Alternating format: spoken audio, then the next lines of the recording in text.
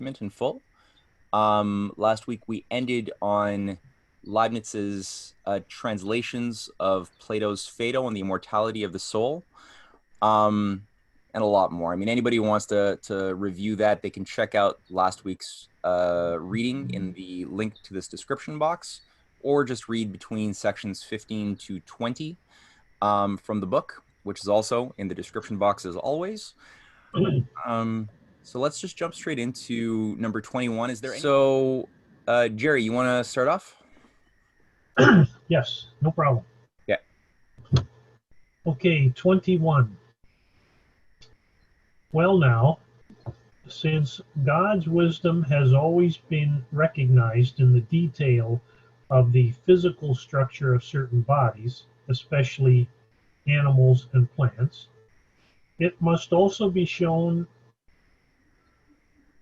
display itself in the general economy of the world and in the constitution of the laws of nature. That is so true that this wisdom can be seen in the general laws of motion. Here is how. If there were nothing to a body but extended mass, and motion were only change of place, and if everything should and could be deduced with geometrical necessity from these definitions alone, it would follow, as I have shown elsewhere, that a tiny body, upon bumping into an enormous stationary body, would give it the same speed as it itself had, without losing any of its own.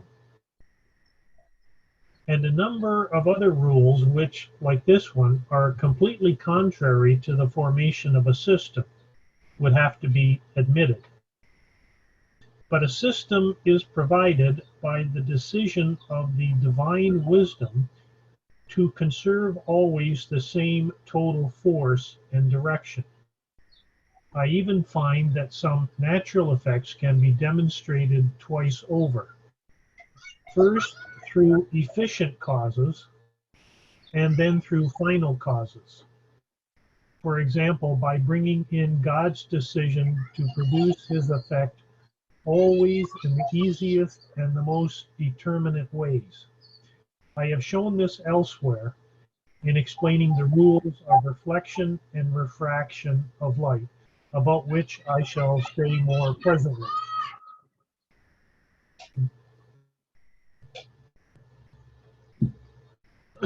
Okay, continue. If there's any thoughts on that, feel free to. Does anybody have a question or a thought regarding some of what he just went through, or are we okay? Well, I think there's two lines that is very interesting. That some natural effects can be demonstrated twice over, first through efficient causes and then through final causes. For example, by bringing in God's decision produce his effects always in the easiest and most determinate ways. I would say that is part of the ultimate principles if you want to discover something. Easiest way and efficient causes and final causes. Doesn't mean that it has always to be the simplest in the sense of simpleton, but the easiest is most of the time a good guidance. Yeah, and this example at the very end that he ends with, Jason Ross has done some remarkably good videos with animations, just going through the refraction, reflection. Okay, it is good to point this out in order to reconcile those who hope to explain mechanically how the parts of an animal are initially interwoven and what machine they compose, with those who explain that same structure through final causes. Both are good, both can be useful, not only for admiring the great workman's ingenuity, but also for making useful discoveries in physics and medicine. Authors who go these different ways ought not to heap abuse on each other, as they sometimes do. For I see that those who focus on explaining the beauty of divine anatomy make fun of others who think that such a beautiful variety of organs could have come from a seemingly chance motion of certain fluids. They call such people rash and profane. The latter, on the other hand, call the others simple and superstitious, and liken them to the ancients who accused of impiety the physical scientists who maintain that thunder is produced not by Jupiter, but by some kind of matter in the clouds. It would be best to combine the two approaches because, if I may use a down-to-earth example, I recognize and praise a workman's skill not only by showing what designs he had in making the parts of his machine, but also by explaining the tools he used to make each part, especially when those tools are simple and cleverly devised. God is such a skillful worker that he could produce a machine 1,000 times more ingenious than those of our bodies, using only various, quite simple fluids that were devised so that ordinary laws of nature were all it took to arrange them in the right way to produce such an admirable effect. But that doesn't alter the fact that none of this would happen if God were not the author of nature. Explanations in terms of efficient causes are deeper and in some way more immediate and more a priori, more truly explanatory. But for the details of events, such explanations are hard to come by, and I believe that our scientists usually fall far short of achieving them. By contrast, the way of final causes is easier, despite which it often enables us to conjecture important and useful truths. Truths that the other more physical route, that is, the way of efficient causes, would have taken ages to reach. Anatomy provides substantial examples of this. I also think that Snell, that you were talking about earlier, there we go. I also think that Snell, who first formulated of the rules of refraction, would have been a long time finding them if he had tried to come at them first by way of efficient causes, which would put him in need of discovering how light is formed. Instead of that, he seems to have followed the method the ancients used for reflection of light, which is in fact that of final causes. They looked for the easiest way to get a ray of light from one point to another by reflection in a given plane, assuming that this is the way nature was designed. And this led them to the discovery that the angle of incidence always equals the angle of reflection. Snell, I think, more ingeniously applied this to refraction. Leibniz here gives an extremely cryptic and unclear statement of what Snell discovered about how light is bent when it passes from one medium to another. For example, from air to water. And he says that it implies that light always follows the easiest, or anyway, the most determinate route from a given point in one medium to a given point in another. He is taking it for granted that the concepts of easiest and most determinate somehow involve final causes. That, by the way, for anybody confused listening, was the translator who was very confused about how Leibniz actually thinks or what the hell is going on. Yeah, it sounds that. Fermat came at the matter in the same way though without knowing of Snell's work. Descartes tried to demonstrate this same theorem in terms of efficient causes, but his demonstration is nowhere near as good, and there is room to suspect that he would never have found the theorem by his method if he had not been told in Holland of Snell's discovery through final causes. Yeah, I'm going to put a wonderful little video in the description box that people can watch that illustrates this whole dispute between Descartes versus Snell, Leibniz, and Fermat. But yeah, the author really doesn't get the importance of the idea of final causes being the path of least action of all of the infinite. And this is the big thing, like all of the Cartesians back in the day, like Claire or Mersenne, who were all of the disciples of Descartes, they hated Leibniz, they hated Fermat, because they were saying, well, why aren't you just satisfied that the mathematical equation of the rule of sine, these sine functions, this index of refraction works? Just be happy that it works. Why do you want to try to impose a moral value of judgment on light? Light just, it just does what it does. You're saying that it does what it does because it picks the path of least resistance. And they were so morally outraged, and it was a huge dispute. To this very day, as we can see with this current well-meaning, well-intentioned translator who doesn't understand why this is such a big deal.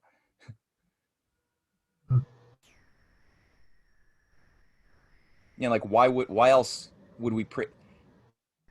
I love this idea that Leibniz is getting at in this section and the one before it too, right? Where he's saying that the essence of God's mind will find expression in both the forms of creation, in animals and humans and other living things, but also in their motion, what they're supposed to do. So both in sort of their design, but also in action, right? Like what is it that they do and why? Don't just look at things as objects, but see them within a context as playing a role within greater wholes, which you could see would also affect the Darwinian way of thinking about biology too, right? Maybe Biologists want to try to say that everything is random mutations on the small, just randomly changing, and sometimes you get lucky, and by chance an attribute of a bigger claw comes out if you get lucky, and the weaker are beaten, disappear for the will of the stronger that then procreates. yeah. But they don't look at all about the harmony of parts and their purpose. That's antithetical to the Darwinian paradigm of biology.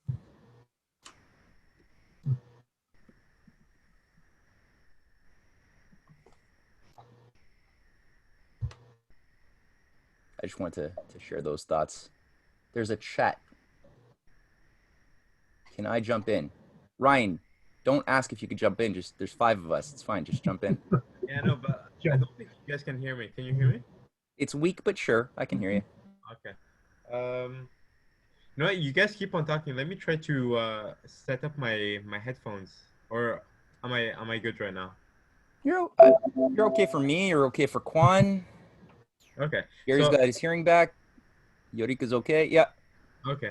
So my question is just maybe let's clarify 2 things. One is form and function, and number 2 is as we said, so final cause and efficient causes. Just let's get a bit more clarification into those two things, maybe. Can you ask that in another way? You want to clarify what those 2 things are? Yes. Somebody want to take a shot? Jerry, Eureka, Quan, when you guys want to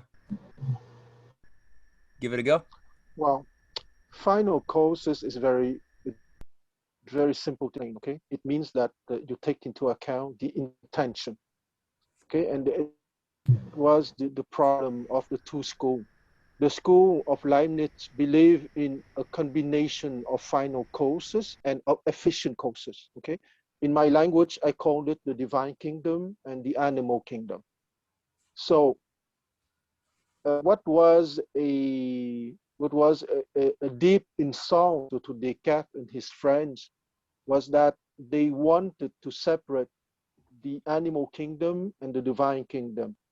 And they say, as Matthew said, that if we can invent or if we can discover a mathematical formula explaining the movement of the light, why should you bring in the idea of intention of light? After all, light is not an animal, it's not a human being. But once again, the universe is a complex dance between the intentions or the supreme principles of truth, goodness, and beauty.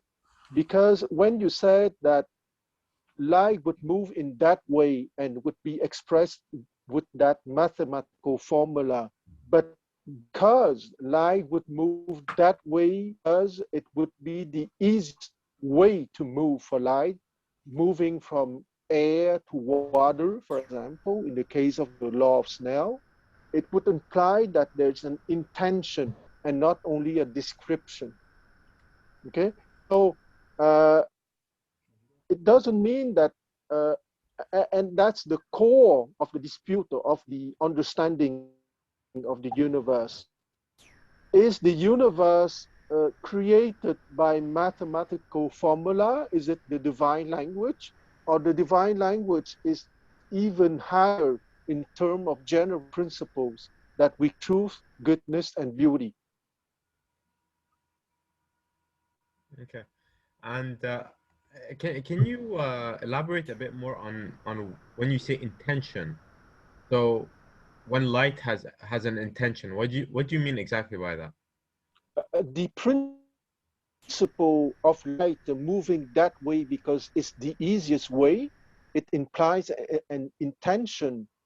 And if you go higher, it implies an idea or a higher principle of beauty. Okay, you can walk in a clumsy way, but you still move. Okay, but you can walk in a beautiful way too, and Yeah, it's implied intention. But I think that Matthew wants to say something. I would add, yeah, just to add to that thought a little bit, if you have a series of, let's say you're at a buffet, all right? Simple low level example. You're at a buffet and there's like 8 different types of food in front of you, but you only have space for, let's say, 2 items on your plate. Are you going to pick the worst? And you've tried them all before. You know what they all taste like. Are you going to pick the things that are better or worse? Those 2 options. I like Juan's analogy of, No, but just play with me here, man. Just play with me. okay, no. Ryan, please give a chance to the Chinese buffet. Yeah.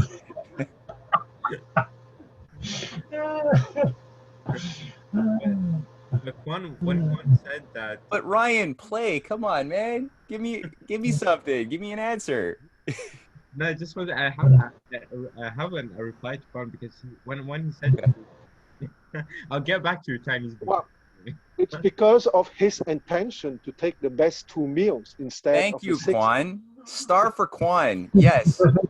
He did the best, not the worst. And that was an intention to judge. You judge a variety of options, of outcomes. You judged the best and measured it against worse options. You chose the best. So there was an intention and a choice with your choice. And thus, when you look at light taking the best and not the worst of all the possible infinite paths that it could take, that implies an intention in the fabric of space-time. Yeah. But the thing is that in the buffet example, you can get back to another question would be, okay, how do you judge what is good and bad food, you see? I was selecting for the sake of pure discussion here a low level example just to illustrate a first degree idea of judging better and worse. That's really all. It could have been something a bit higher regarding a geometrical proof and selecting the better or worse approach to a proof. I could have selected something a little bit more elevated. I chose to do the buffet for the sake of it, it just being a general easy example.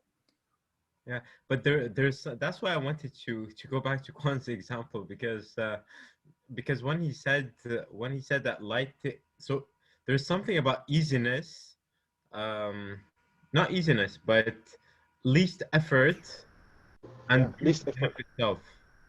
Exact.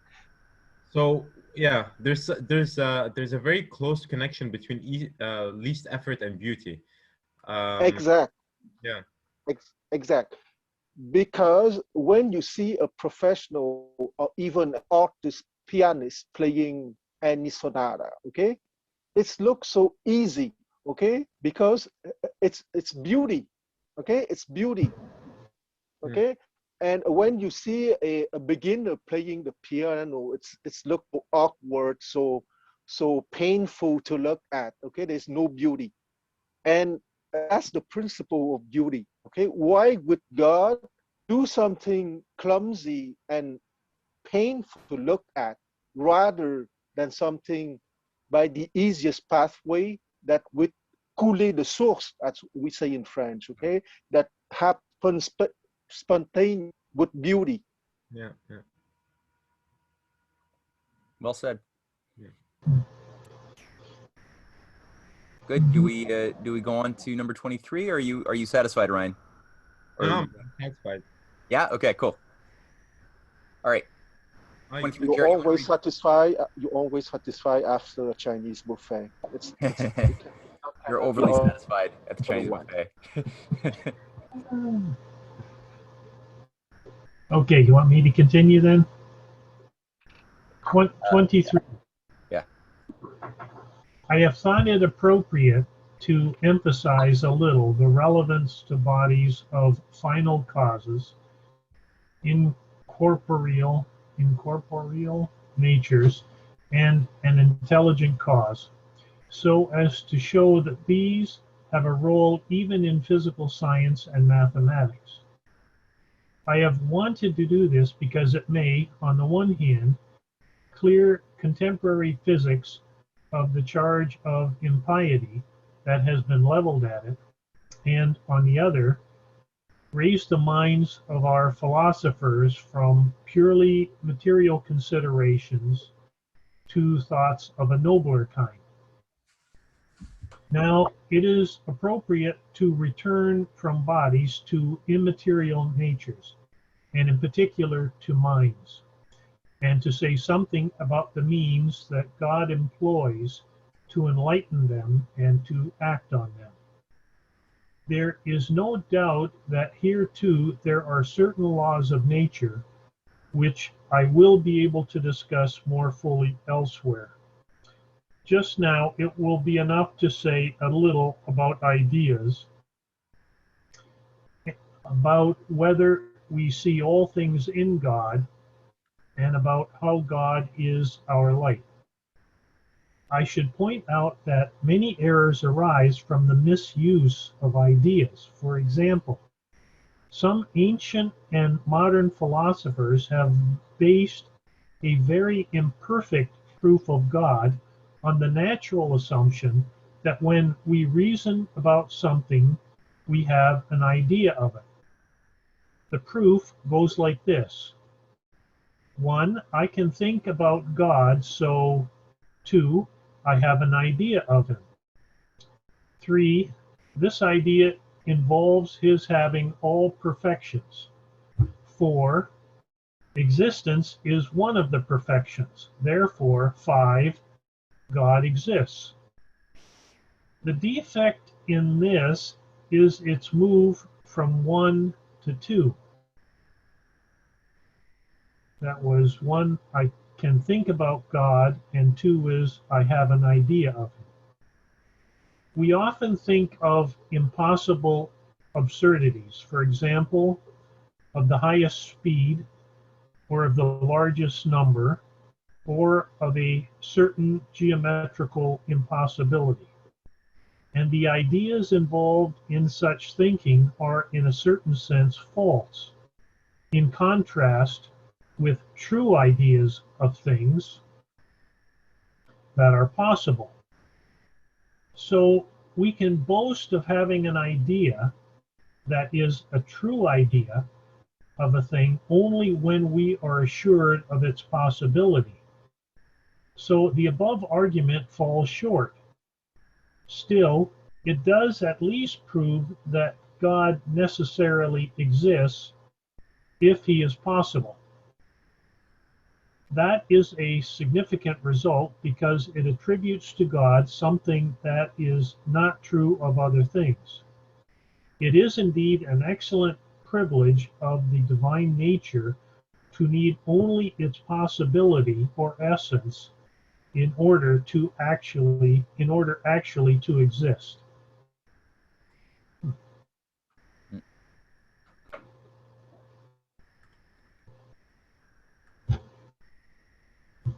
Any any pressing thoughts or anything regarding this section, or do we feel satisfied?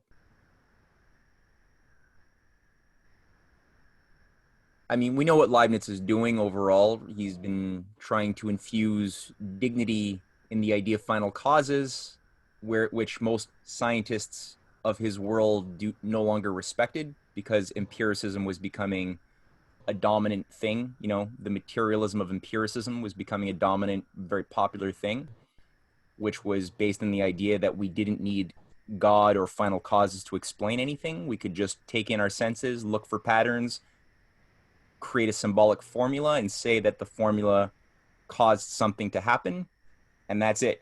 You don't really need to have God anymore. There is no God, actually, right? It's just Yes. it's a world of mechanism, and he's saying no, Uh, don't go too far. Hmm? yeah. I would like to make a small comment here, and the fact that you finished with "don't go too far" it's an excellent transition for me. Uh,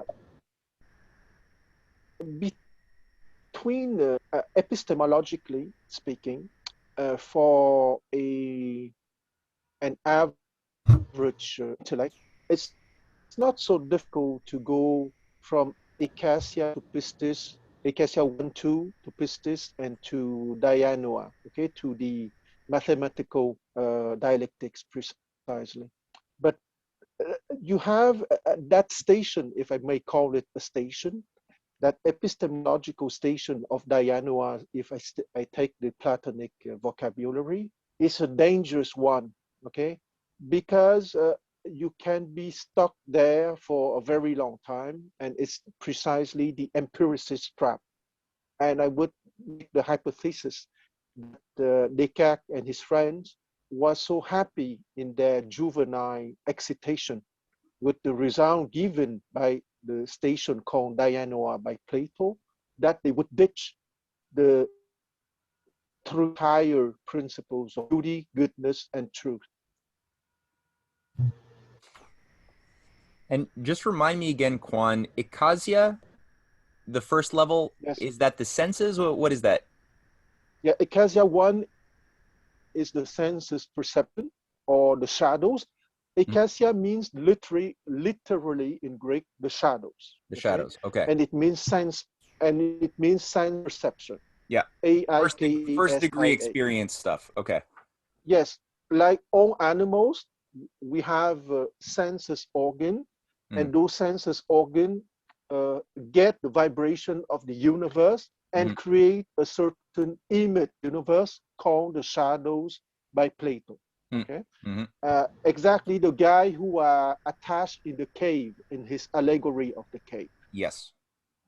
And Acacia 2 is blind guesses. Okay, if you remember the allegory of the cave, the change people would discuss between them and would say, well, that shadow is this and that shadow is that, and they would have a debate among themselves. Well, Acacia 2 is blind guesses, the debate between people from the shadows. Yes. Okay. And pistis, P-I-S-T-I-S, meaning conventional truth, is that, well, bright people among chained people with, I think it's more this because of this. And they are articulate enough to convince their fellow companions that they are right, okay?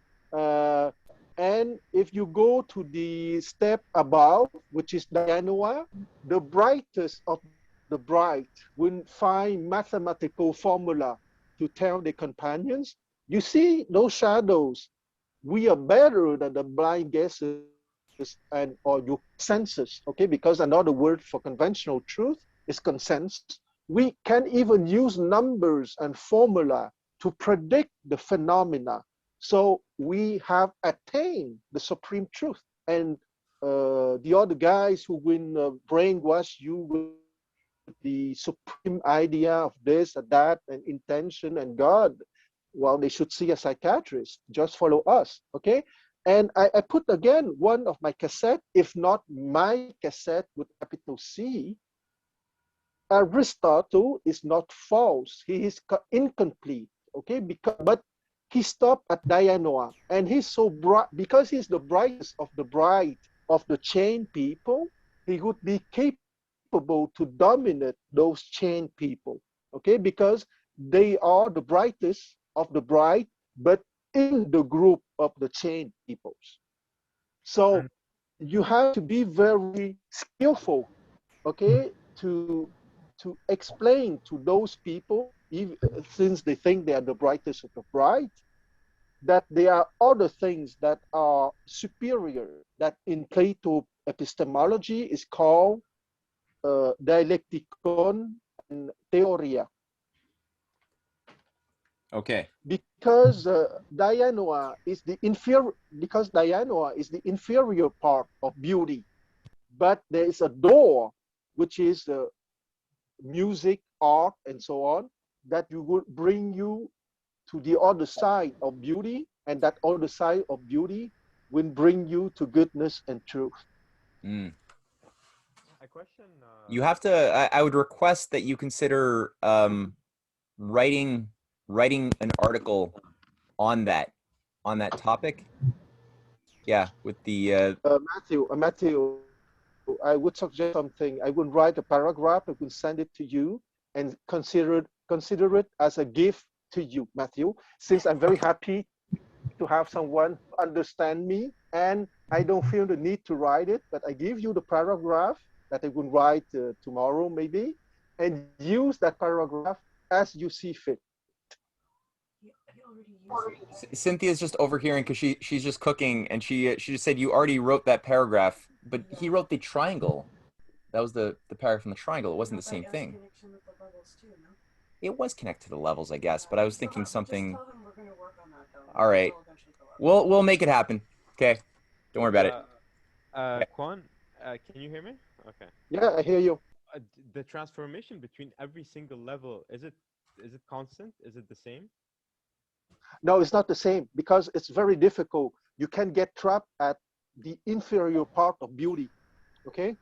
And that's all the Aristotelians, okay? Even if they don't have the name Aristotelians, in the mind, they are Aristotelians.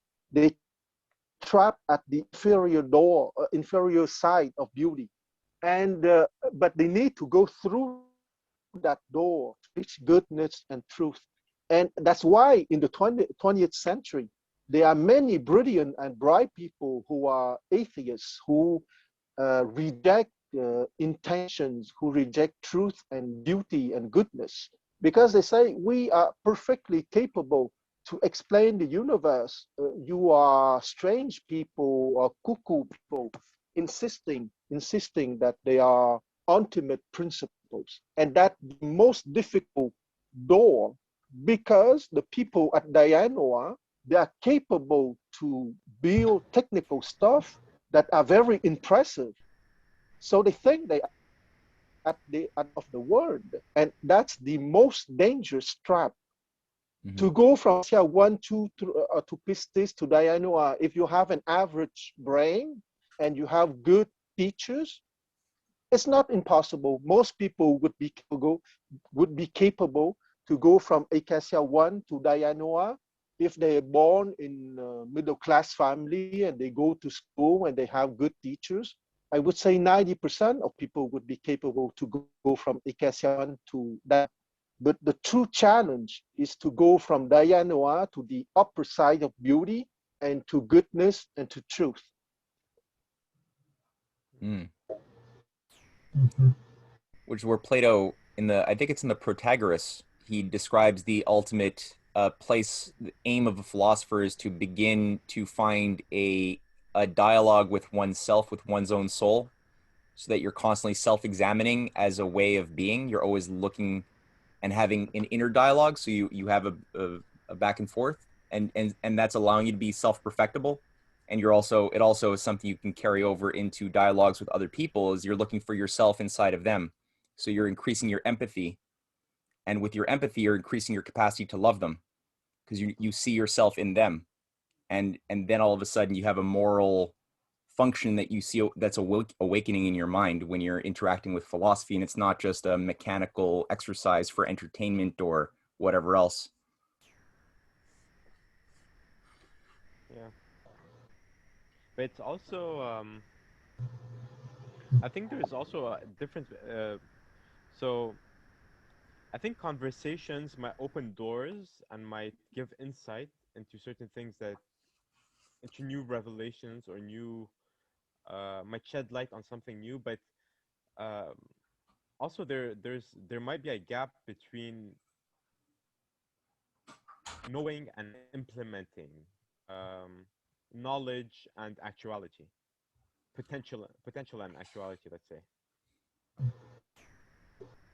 I would say let's hold that in the back of our mind as we move on to section 24, because that's not something we can necessarily answer quickly. But I think Leibniz is always thinking about that, since he's somebody who's having ideas and trying to figure out how to put them and actualize them in reality in a variety of ways, mechanical, statecraft, you name it. So let's just hold that in our mind. It's a very good thought, Ryan, for us to have focused on. So section 24, who would like to read? I can read if no one is. Is there a way for you to increase the amplification of your microphone? Just we can hear you, but it's not ideal. It's very low. For me? Are you talking about me? Yeah, if you could talk, can you move talk again with it close to your mouth? Is this better? Oh yeah. Yeah. Yeah? Okay. Yeah. Okay, 1 sec. So, do you want me to read? Please, yes. Okay. So, section 24. To understand the nature of ideas better, I must say a little about the different kinds of knowledge. When I can pick a thing out from among others, but cannot say what marks it out from them, my knowledge of it is confused. In this way, we sometimes know vividly, without being in any way in doubt, whether a poem or a painting is good or bad, because it has a certain je ne sais quoi that pleases or displeases us. But when I can explain the criteria I am going by, my knowledge is clear. Hold on 1 second. Bob just walked in the waiting room here, and since you just started one sentence ago, we'll might as well just start for Bobby. Hey, Bob. Hi. Yeah. Hey, so Ryan just started reading section 24. You came in just at the right moment, so Okay. yeah, Ryan, you could just go straight Yeah. from the start again. You just missed one sentence. Yeah. So to understand the nature of ideas better, I must say a little about the different kinds of knowledge. When I pick a thing out of many others, but cannot say what marks it out from them, my knowledge of it is confused. In this way, we sometimes know vividly, any without being in any way in doubt, whether a poem or a painting is good or bad, because it has a certain je ne sais quoi that pleases or displeases us. But when I can explain the criteria I am going by, my knowledge is clear. An assayer's knowledge is clear like this. He can distinguish truth from false, gold by means of certain tests or marks that make up the definition of gold. But the clearness of knowledge is a matter of degree, because the notions entering into definition usually need to be defined in their turn, and are known only confusedly. But when everything that comes into a definition or an item of clear knowledge is known clearly, right down to the primary notions, I call that knowledge adequate. And when my mind takes in, clearly and at once, all the primary ingredients of a notion, it has intuitive knowledge to it. This is very rare. Most human knowledge is only confused, or suppositive. Suppositive.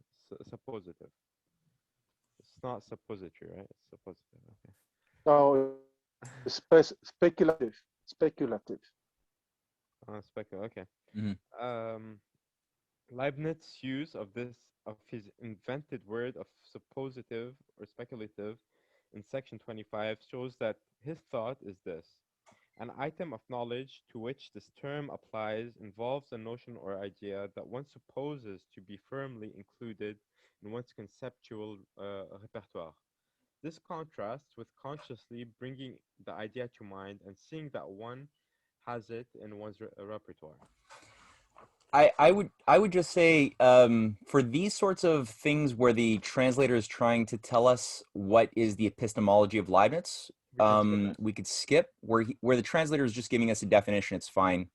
But what Okay. he just went through, I thought was very similar to what Quan just went through previously regarding the uh, Ecclesia 1, 2, Pistis, and Dianoa, Okay. and then Dialecticon. So I'll just Very continue. similar idea being developed. Well, Leibniz was a reader of Plato. Do we agree? I think we could agree to that, yes. So I'll continue. Uh, Sure. it is also worthwhile to distinguish nominal definitions from real ones. I call a definition nominal when we can still doubt whether the notion defined is possible. This shows that any reciprocal property, any statement of necessity and sufficient conditions, can serve as a nominal definition. But when the property shows the thing's possibility, it makes a real definition. So the source of nominal is Latin nomen, name. The source of real is the Latin res, thing.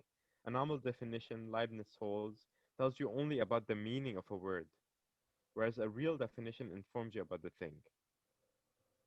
Okay.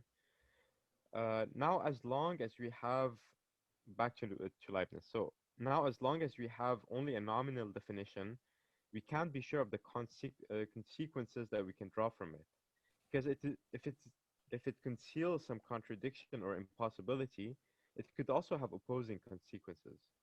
This is why truths don't depend on names and are not arbitrary as some new philosophers have believed. A final point: real definitions differ considerably from one another. When possibility is proved only by experience, the definition is merely real and nothing more. As with the definition of quicksilver, which we know to be possible because we have encountered a fluid that is an extremely heavy yet fairly volatile. But when the uh, so but when the thing can be shown to be possible a priori, that is Ryan, sorry, can you speak into your microphone again? yeah. But when the thing can be shown to be possible a priori, that is without help from experience, as when the definition shows how the thing could be generated, then the definition is both real and causal. And when a definition takes the analysis the whole way down the primary notions to the primary notions without assuming anything that itself requires an a priori proof of its possibility, the definition is perfect or essential. Do we have to go through this whole thing or? I don't think that. Well, let's see what the translator has to say about this. I guess Okay. I'm curious. So in this section and elsewhere, vivid translates the French clair, and clear translates the French distinct. They are usually rendered These are usually rendered as clear and distinct, respectively. But the first of those is nearly always a flat mistranslation, though not in the second sentence of section 37. The French word clair primarily means vivid, bright, strongly present to consciousness.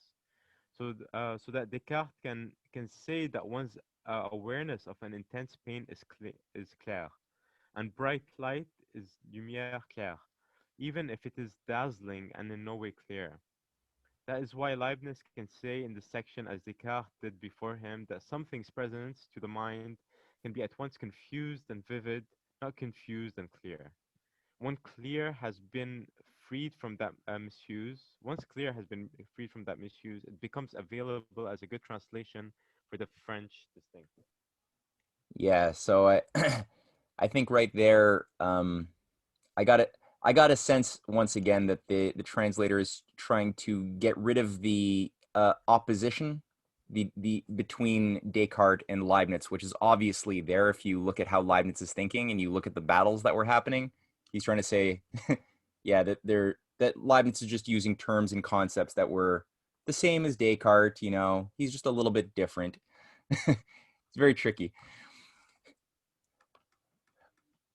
The thing to hold in mind is that he's always building, like every section is building on the section below, like an edifice. You know, he's building a structure. So if we always use our memory to think back of what were the terms that he was defining earlier regarding the beauty of God's construction being reflected in things as they are in form, but also in motion, in action, and the example of the economy of nature that we see with a beam of light moving from one medium to another as like one example of the beauty and grace and wisdom of nature. Then what he's saying here is very, it's useful to see that as a follow-up to that idea that's evolving regarding the different states of knowledge, from the lowest of the most confused like form of knowledge, where you just sort of get like there's something good but you can't really know what it is about a poem. It's just the je ne sais quoi, as he says, but you don't have any standards to judge it as you. If somebody were to say, well, why is that poem good, you couldn't say why. You still don't have any deeper knowledge. Versus somebody who is able to go further and have clear knowledge. They have some standards that they've thought about, and they could like put some words onto their thought that are satisfactory, and that would be like clear knowledge.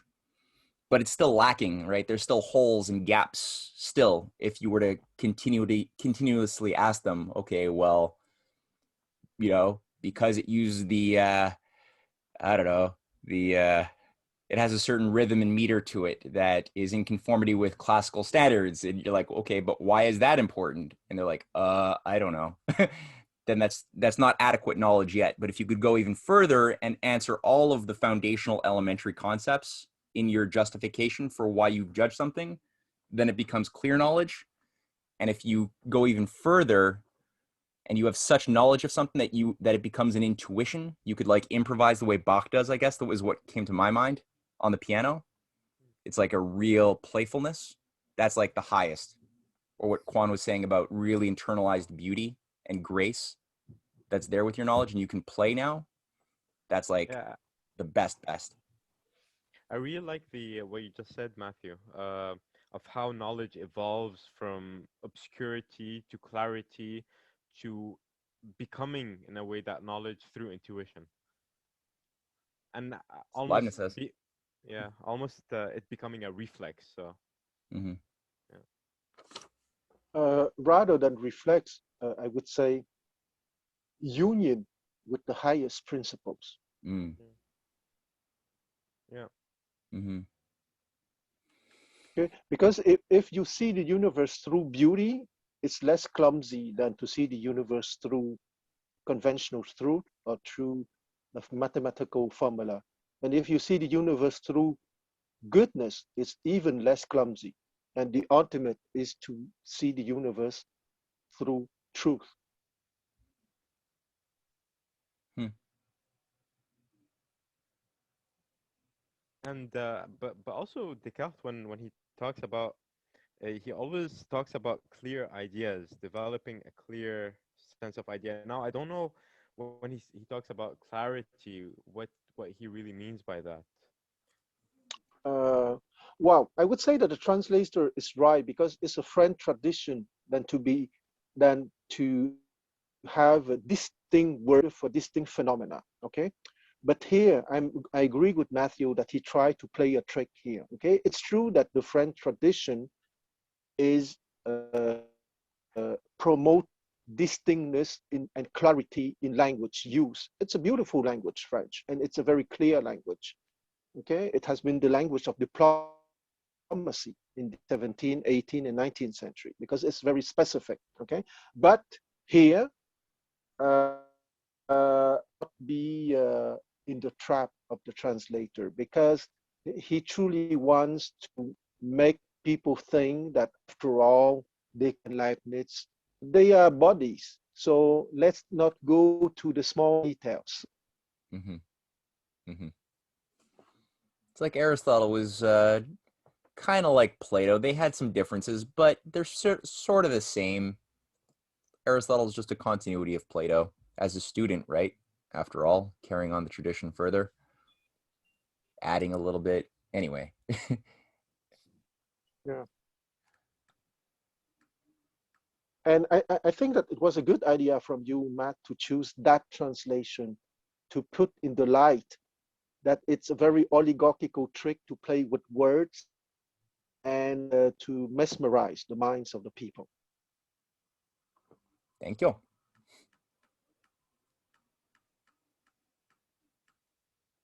The best though, just as a sideway before we go on to 25, is whenever you get one of these books by Leibniz or Plato, written by somebody who doesn't like Leibniz or Plato, and the first you have to go through like 300 pages of introductory commentary by the translator to tell you how to think about what you're about to read. Which, if you actually do that, you can't understand. Your brain is so skewed that you can't understand anything you're about to read by Plato or Leibniz afterwards. Yeah. And that's on the intellectual level, okay? If you are sincere in your intellectual quest, okay?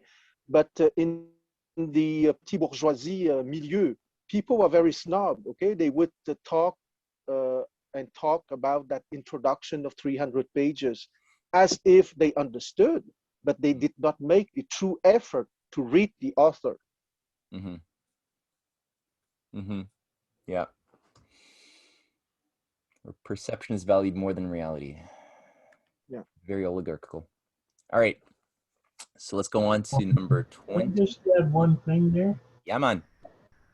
That part where Leibniz says that, how does he say it? Scroll back a bit. Yeah. I just wanted to. There. This is why truths don't depend on names and are not arbitrary, as some new philosophers believe. And then he goes through the rest. It really reminded me of, if you read Plato's dialogue, Cratylus, where he discusses that idea of names. Mm-hmm. Some Yeah. people say, oh, they just came up with these arbitrary. And he tries to say there's actually a history of it, of it. It reminds me of that dialogue, which is extremely hard to read in an English translation. If you could read it in Greek, I'm sure you'd understand it. But Mm-hmm. I don't know if you know that, Quan, if you have any comment on that, but I just found it very similar to that. Yeah, absolutely. It shows that if you're a seeker of truth, uh, do it by yourself. That's the best. Sometimes you need some guidance, but you better choose the good guides. You said good guys or good guides or both? I would say both. Okay, good guys.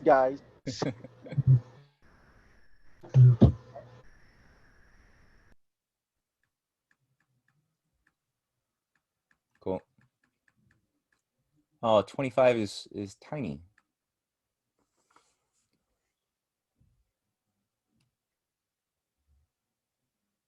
Ryan, you want to read 25? Yeah, sure. So you can hear me, right? Yes. Just keep it close. Yep. Okay. So let us get clear about suppositive knowledge. When I think of 1,000, I often do so without contemplating the idea. As when I say that 1,000 is 10 times 100, without bothering to think what 10 and 100 are, because I suppose I know, and see no immediate need to stop to think about it. On those occasions, my thought that 1,000 is 10 times 100 is suppositive. In cases like that, I relate to the idea in the same way as I do in a thought in which there lurks an impossibility. Even if in a given case the relevant idea is all right and doesn't involve an impossibility, I cannot learn that this is so by suppositive thinking. So it easily can and quite often does happen that I am mistaken about a notion that I suppose or believe I understand when in fact it is impossible, or at least incompatible with the others to which I join it. And whether I am mistaken or not, this suppositive manner of conceiving is the same.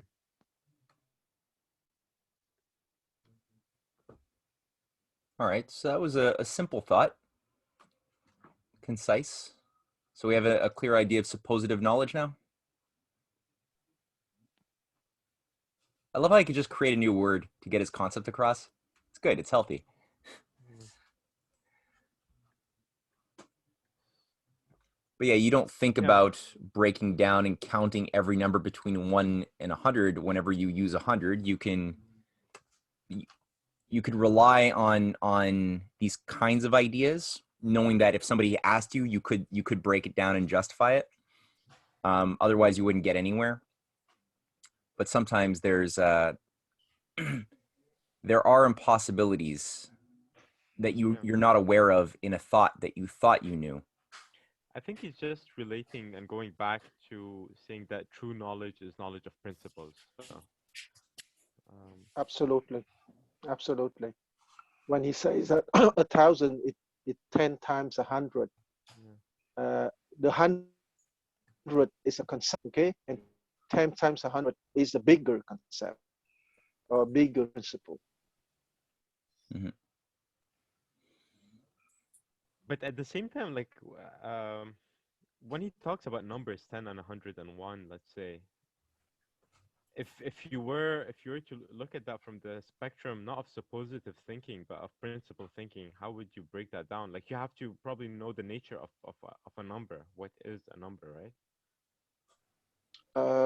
Yes, but I would say that it's rather between. I would say that okay. My hypothesis is that the key word here is organization. Okay, or a bigger concept or principle is national organization. Because have eternal principles that are the organizing ideas precisely. And those organizing ideas are not led to the randomness of blind self organization.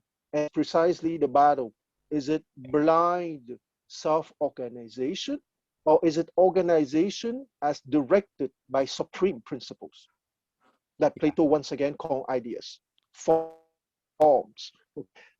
I think you probably know that ideas in English or in French, idée with a capital I comes from Greek eidos, and eidos means forms, Mm-hmm. forms that organize reality. Yes.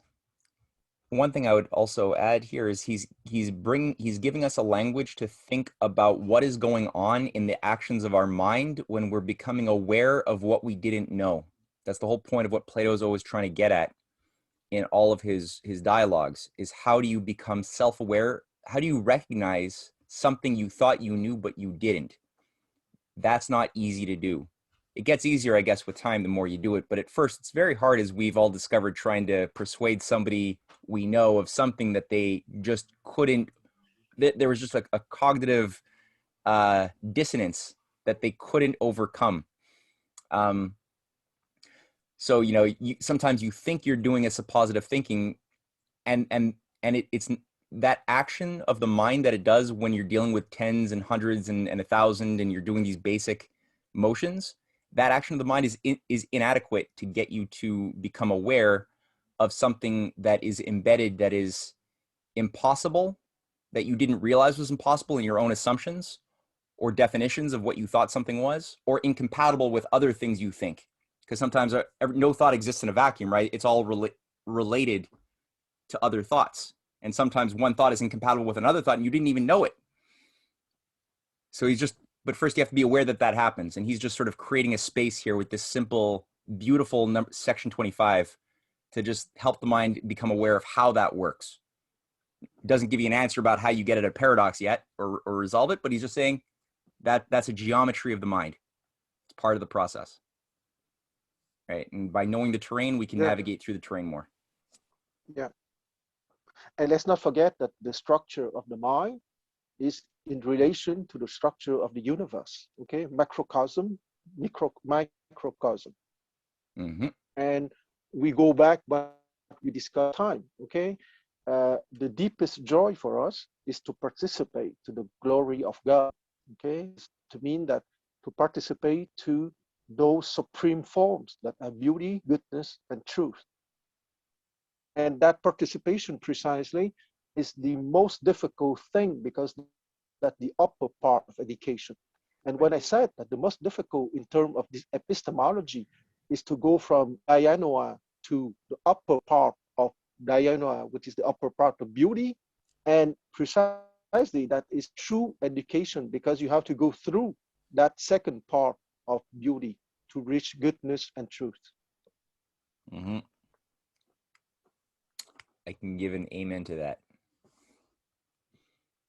But when you are organizing principles, um, like everything has. I mean, also I'm sure Descartes has a certain idea of what organize. Every philosopher has an organizing principle of how you mean how his philosophy or how the world that he's building operates. But um, what's your conception of the extent of organizing principles? That is, Can you repeat because your voice did not transmit for me? but yeah, okay, Ryan, you can repeat the question, but I don't suggest we necessarily go because that's opening up a Platonic dialogue that could go on for a while to do it justice as a concept. But you could repeat your question to put it out there again on record. Because you were saying regarding first principles, Descartes had his own principles. Go on. Yeah. So just to get a bit more clarity into the organizing principle that Juan was talking about. Uh, yeah, because I think Matthew got it. Like it's every philosopher has a certain organizing principle. So the getting a, I mean, what is that Platonic organizing principle that we were talking about, man?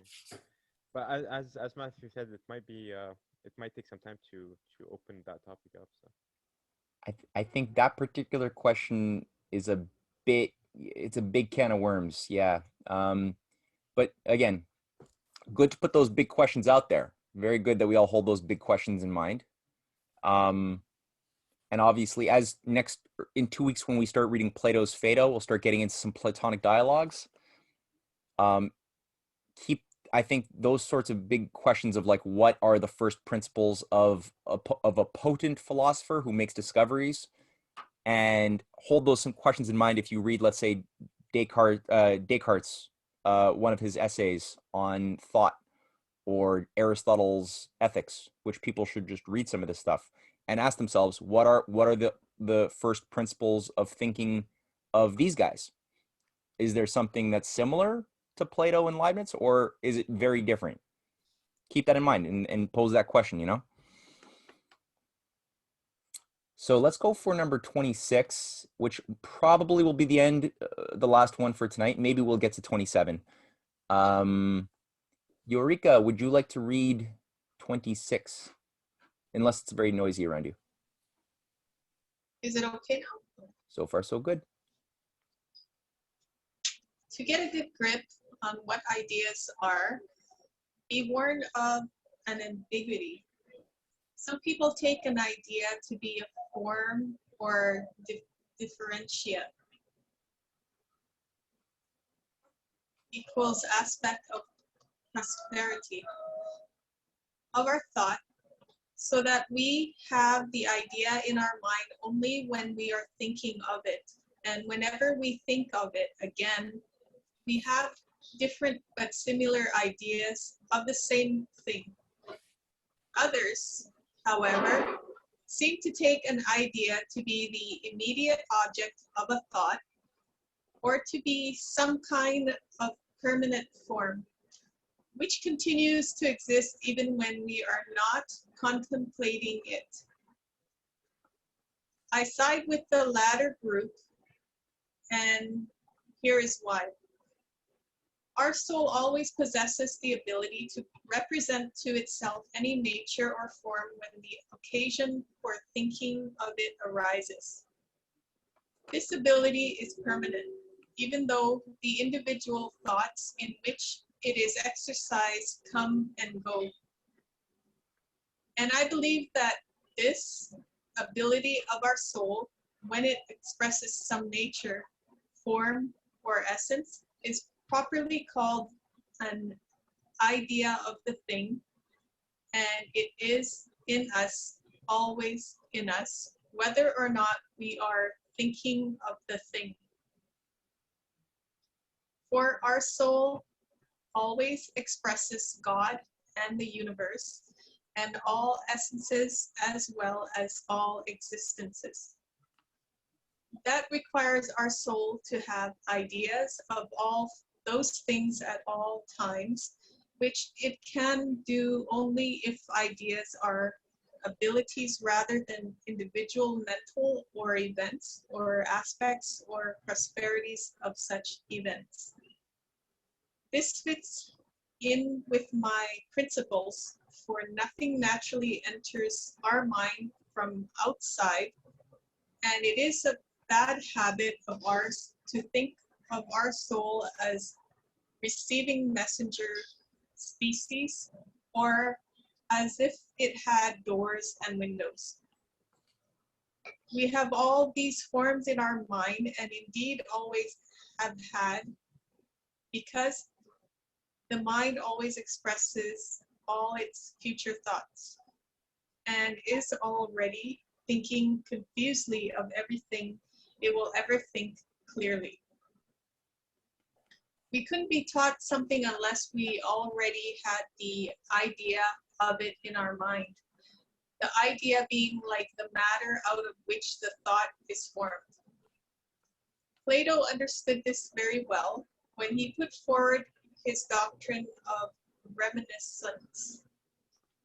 The latter is very sound, provided we take it in the right way, cleansing it of the error about pre-existence, and not imagining that if a soul takes in and thinks about something now, it must at some earlier time have clearly known and thought about it. It also confirmed this opinion, his opinion, by a beautiful experiment. He introduces a small boy whom he gradually leads to an acceptance of very difficult geometrical truths about incommensurables without teaching him anything, only asking him an orderly sequence of suitable questions. This shows that our souls have virtual knowledge of all these things, that to grasp truths, they need only to have their attention drawn to them, and thus that our souls at least have the ideas on which those truths depend. They might even be said to possess these truths if we consider the truths as relations between ideas. Yeah, I think that one sets the stage so nicely for the Phaedo reading, which will encompass a little bit of the reminiscence theory of that I think we're all somewhat familiar with, right? Plato's concept of a new discovery not being something that is put into the mind from the outside, but rather awoken from within through the posing of good questions, not giving good answers, that we saw in the Meno dialogue. So that's going to be something that's developed in the Phaedo dialogue on the immortality of the soul. So that'll be good. I would like to make a small comment here about epistemology, okay? Because yes. that paragraph 26, okay, it's a very short and brilliant expose of what is epistemology, okay? Because epistemology is the third, has three parts, okay? First, the theory of knowledge, how we come to know what we know. Okay.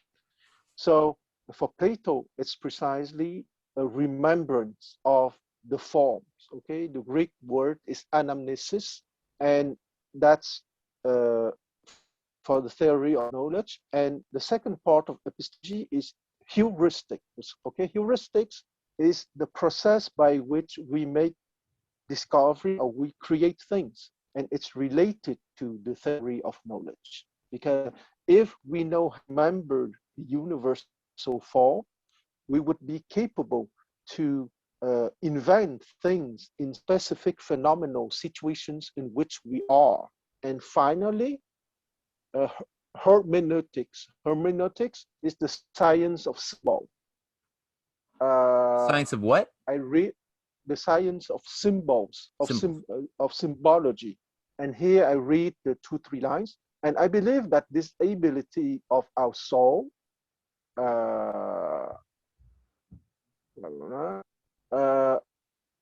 yes, our soul always possesses the ability to represent to itself any nature or form when the occasion for thinking of it arises.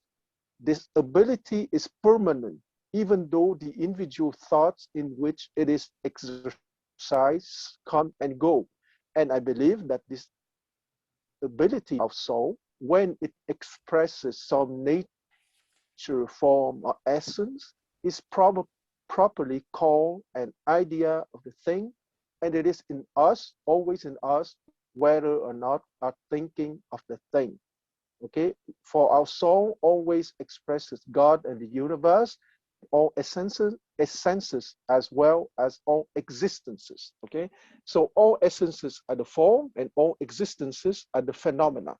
And hermeneutics, which is precisely the science of using symbols or using the subordinate forms with a small f, if you want, to reactivate the idea or the forms with a capital F. So in maybe less than 50 lines, he explained very clearly the 3 branches of epistemology: theory of knowledge, heuristics, and hermeneutics. And the 3 are deeply and intimately related, of course. Mm-hmm. Yeah. Quan, could you explain that again, the 3 branches of epistemology? Yes, of course. So the 3 branches are theory of knowledge, heuristics, and hermeneutics. And the 3 are intimately related. You can imagine them at the 3 corners of a triangle. Okay, theory of knowledge, heuristic, hermeneutics. For Plato, theory of knowledge is to answer to the question, how are we capable to create knowledge? Okay, for Plato, the creation of knowledge is the remembering, anamnesis in Greek, the remembering of the supreme forms that are embedded in our soul. Okay, so we are not a computer in which you can put a program, because it's already there. Okay, and I don't want to use the word program for the soul, but the supreme principles or the forms, the ideas with a capital T, not T, but I, are already there. And when we discuss with friends, when we discuss with our teachers, when we have geometric exercises, when we think about arithmetic, when we have dialogues about the nature of reality, those are only ways to wake up the forms inside, like in the dialogue Meno, where the boy slave was capable to understand a very difficult geometric problem because someone asked him the right question just to awaken the answers are already in his soul. Okay, so that's for theory of knowledge. And for heuristics, which is how the science or the discipline of how to walk the pathway of invention and discovery, it's related to the theory of knowledge, because there are more skillful ways to teach people. Okay, so in order that they activate their inner capability to discover things rather than to learn by heart formulas. And the last one, hermeneutics, is the science of symbol, and the science of how to use human languages or human or images created by humans in order to activate precisely those forms with a capital F through the use of skillful form with a small f, meaning the good education techniques or methods in order to wake up the inner forms are there for eternity. Okay, thank you. Educare to bring forth what is within precisely.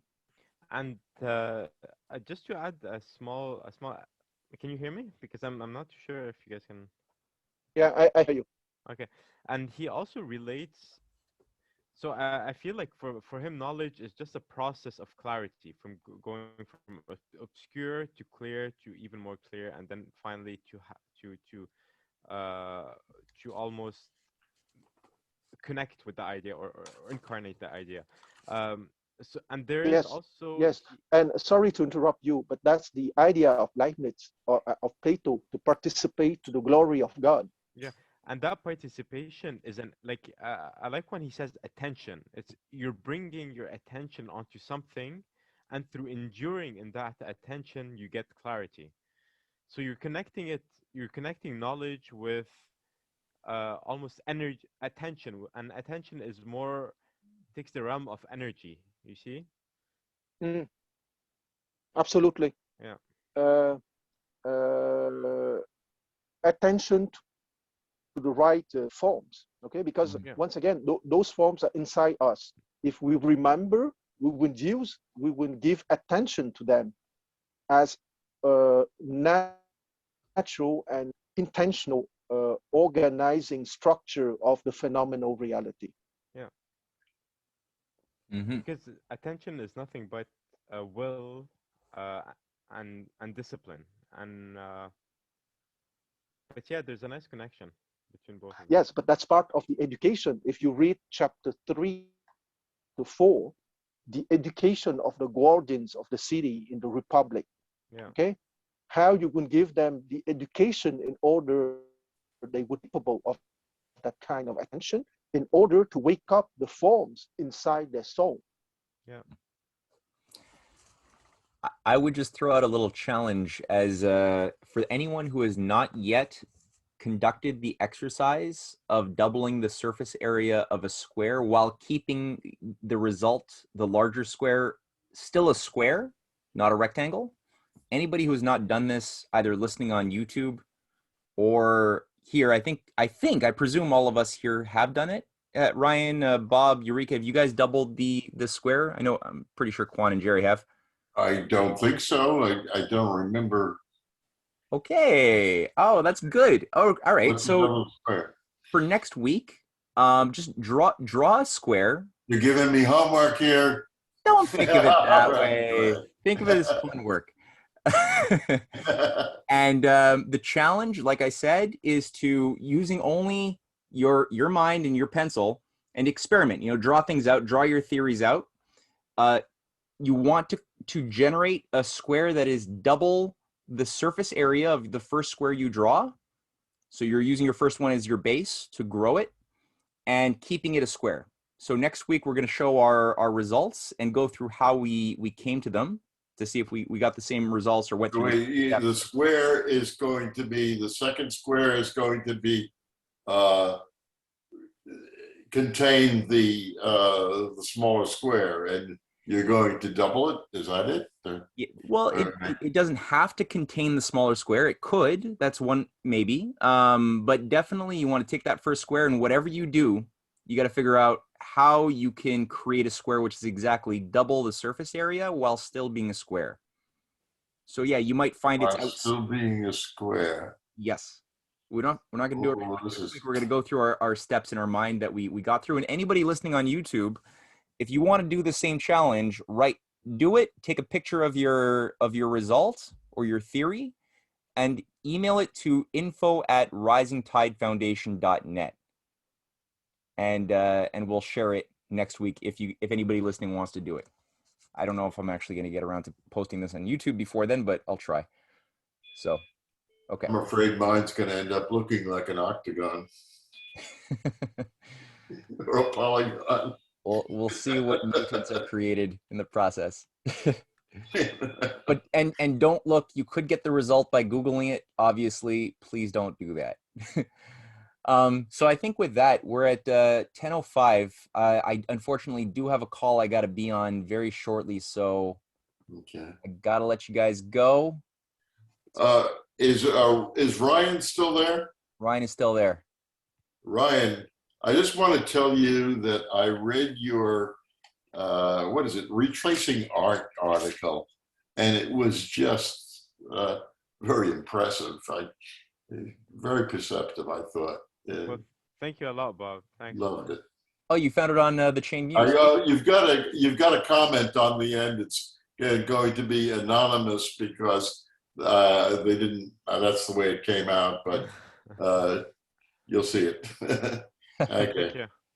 And if you want, Matthew, because I have like 6 or 7 articles I wrote, like, Yeah. you know, unpublished or anything. If you want, Yeah, Ryan, send me submissions, of course. Actually, the subject that he wrote about, which is just the kind of thing you could have a whole seminar on that because it's so relevant to our times. Yes. Yeah, no, you did. I've been having a conversation with Ryan about that article, which is wonderful. And yeah, Ryan, send it to me. Yeah. Ideally, fulfill my request, please. And I'd love to put it on the Rising Tide page. Yeah. You want to take out the last thing about Nietzsche, right? Ideally reevaluate it, maybe. Okay. Yeah. Okay. All right, guys. All right. Good night, guys. Bye. See ya. Yeah. Okay, ciao. Good night, Jerry. Principle that he's discussing, because he worked very closely with Pierre de Fermat, who was the person who he went much further than Descartes, where Descartes, Leibniz, I think, whether it's here or somewhere else, even alludes to how Descartes stole his mechanical discovery of the rule of signs and how they relate in an index of refraction whenever light moves in like it moves in a beam, let's say, from one medium to a denser medium, like from air to water, and it'll change its direction, and you'll get like an angle, but depending on the angle of the first beam, it will cause a reciprocal. The angle of reflection will be identical in terms of the angle from the surface, but the angle of refraction when it goes into the new medium, it will change according to a certain set of proportions that were discovered by a Dutch great scientist named Willebrord Snell. And Leibniz even alludes how Descartes stole it and just reduced it to a mathematical formula. Whereas what Snell and what Fermat did and what Leibniz carries on is the idea that no, that there's a mechanical efficient cause that's mathematically representable, but the final cause is found in the economy of nature, that light is taking that path rather than any other infinite possible path, because it's the path of least resistance that it's following.